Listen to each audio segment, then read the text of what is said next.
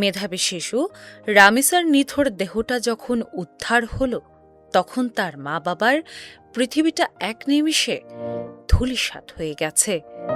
যে মেয়েটিকে স্কুলে পাঠাতে চেয়েছিলেন তাঁরা, আজ সেই মেয়েটির রক্তাক্ত বিদায়ের বিচার চেয়ে দাঁড়ে দাঁড়ে ঘুরতে হচ্ছে তাঁদের। সন্তানের খুনি চোখের সামনে থেকেও আইনের জালে পার পেয়ে যাবে, এই ভীতি এখন রামিসার বাবার প্রতিটি নিঃশ্বাসে।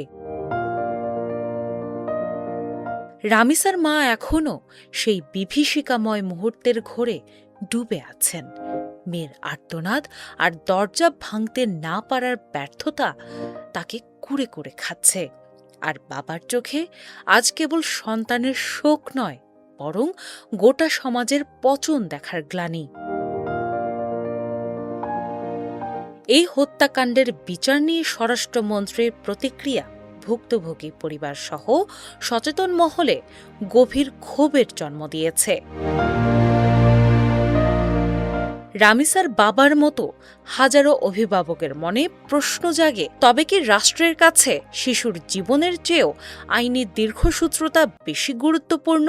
মন্ত্রী যখন বলেন দ্রুত বিচার অনেক সময় অবিচারের কারণ হতে পারে, তখন তা যেন শোকার্ত মানুষের ক্ষতস্থানে লবণের ছিটা দেয়। রাষ্ট্র যখন মামলার সংখ্যা, ট্রাইব্যুনাল বা রেভিনিউ এক্সপেন্ডিচারের হিসাব কষে বিচারিক দীর্ঘসূত্রতাকে বৈধতা দেয়, তখন সাধারণ মানুষ ন্যায় বিচারের শেষ ভরসাটুকুও হারায়।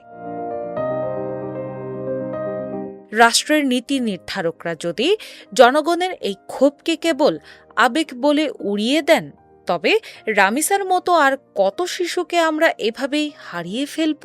রামিসার মৃত্যুর পর রাষ্ট্রের এই শীতল ও যান্ত্রিক প্রতিক্রিয়া কেবল সুবিচারের পথকেই রুদ্ধ করছে না, বরং অপরাধীদের জন্য এক অদৃশ্য সুরক্ষা কবচ তৈরি করছে বলে ধারণা করছেন বিশ্লেষকরা।